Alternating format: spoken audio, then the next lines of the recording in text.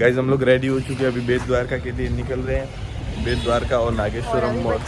कल का ब्लॉग हम लोगों ने ऐसे ही क्लोज कर दिया था क्योंकि बहुत ज़्यादा ही थक गए थे, इसलिए एनर्जी बिल्कुल नहीं थी, इसलिए अभी यहाँ से डायरेक्ट स्टार्ट किया है।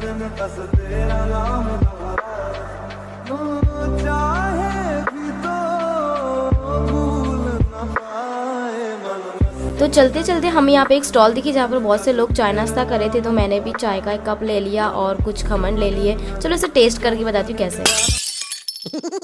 तो द्वारकाधीश टेम्पल घूमने के बाद हमने कल रात को टिकट बुक करवा ली थी और पर पर्सन 120 रुपीज़ की एक टिकट होती है जो कि हमें 4 जगह लेकर जाते हैं, बेट द्वारका, नागेश्वर ज्योतिर्लिंग, गोपी तालाब और रुक्मणी मंदिर। तो सबसे पहले हम पहुंचे हैं रुक्मणी मंदिर और यहाँ आकर हमें पता चलता है कि किस तरह ऋषि दुर्वासा ने क्रोध में आकर माता रुक्मणी को श्राप दिया था, जिस वजह से द्वारका का पानी खा रहा है और इसीलिए यहाँ पर जल दान का बहुत ही ज्यादा महत्व है।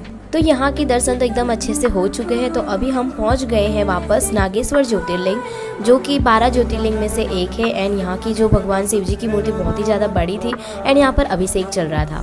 गाइस दर्शन कर लिए हैं, बहुत मज़ा भी आया और ज्योतिर्लिंग है तो भी अंदर कैमरा वैमरा सब अलाउड है।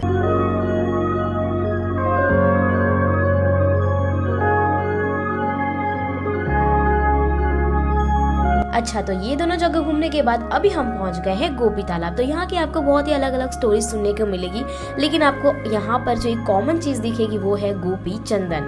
इसीलिए इस गोपी तालाब से जो चंदन मिला था उसको कहते हैं गोपी चंदन। तो वो यहाँ पर बहुत ही सस्ते दामों में मिल जाता है। हर जगह बहुत बड़े बड़े चंदन आपको देखने को मिलेंगे यहाँ पर, इसीलिए हमने यहाँ से चंदन लिया था और अभी हम देखने वाले हैं यहाँ का तालाब। तो तालाब जाने का रास्ता यहाँ से है। चलो चलो जल्दी से अंदर चलते हैं।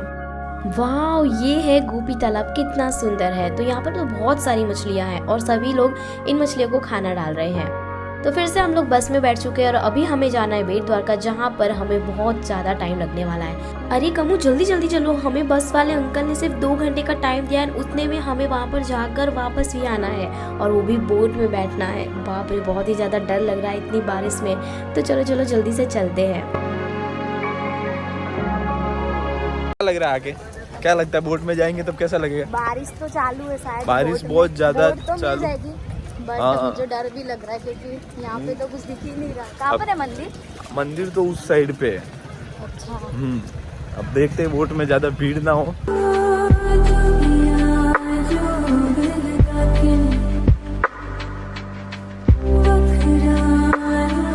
तो बोट में बैठकर हम लोग निकल चुके हैं बेट द्वारका की और अभी तो यहाँ पर सिर्फ बोट से ही जा सकते हैं, लेकिन ब्रिज का काम भी चालू है, इसलिए जल्दी से जल्दी फिर यहाँ पर बस कार भी जा सकती है। तो यहाँ पर जोरदार बारिश भी चल रही है और हम लोग भी पूरी तरह भीग चुके हैं।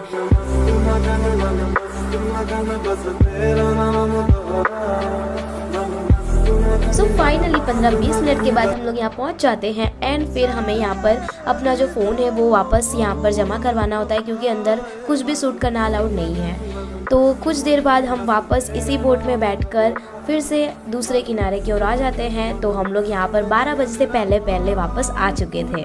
तो अभी हम लोग बेट द्वारका से दर्शन करके निकल चुके हैं। काफी जल्दी हो गया दर्शन। हाँ, और हमने टोटल 3 बार दर्शन किए क्योंकि बहुत ही ज़्यादा वहाँ पे खाली था।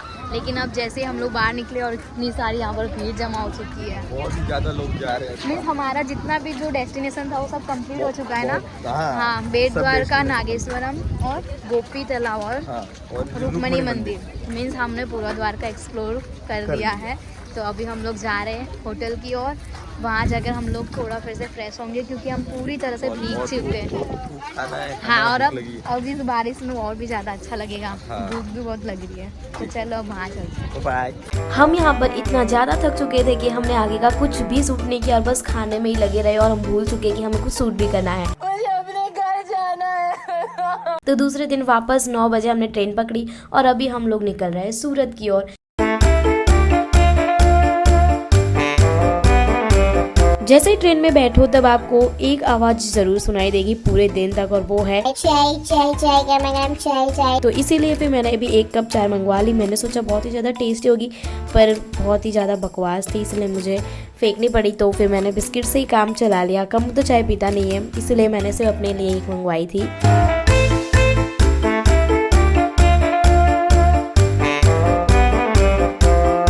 तो द्वारका से लेकर राजकोट तक हमारा जो ये ट्रेन का डब्बा है पूरा खाली था, इसीलिए हम जहाँ चाहे वहाँ बैठ सकते थे। लेकिन इतनी ज़्यादा ठंडी थी इसलिए मैं तो कंबल ओढ़ के बैठ गई थी। तो लंच के लिए हम लोग ऑर्डर कर रहे हैं ऑनलाइन, तो राजकोट पहुँचते ही 1 बजे हमारा पार्सल आ जाएगा। फाइनली इतनी ठंडी में हमारा गर्मा गर्म लंच आ चुका है, वो भी हमारी सीट पर। तो अभी हम खाएंगे पंजाबी थाली। ट्रेन में बस एक ही काम होता है, या तो सो या फिर खाओ। तो 7 बजे फिर से हमने मंगवाई थी भेल। तो अभी हम लोग कुछ ही देर में पहुंचने वाले हैं। एंड फाइनली 9 बजे हम लोग पहुंच गए हैं सूरत में। तो मेरा भाई और उसका फ्रेंड हमें यहाँ पर लेने आ चुके हैं। हम चाहे कहीं भी जाकर घूम ले, खा ले या सो ले, लेकिन घर जैसी शांति हमें कहीं पर भी नहीं मिलती। इसलिए मैं सोच रही थी कि कब जाकर मैं अपना बेड पकड़ूं और सो जाऊं। तो घर पहुंचते ही हमें मिलता है सरप्राइज।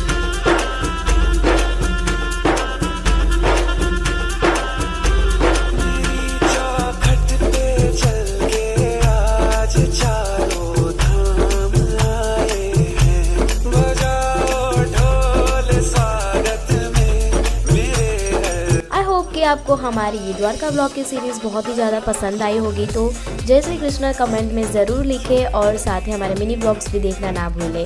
मिलते हैं नेक्स्ट ब्लॉग में। Till then subscribe the channel. Bye.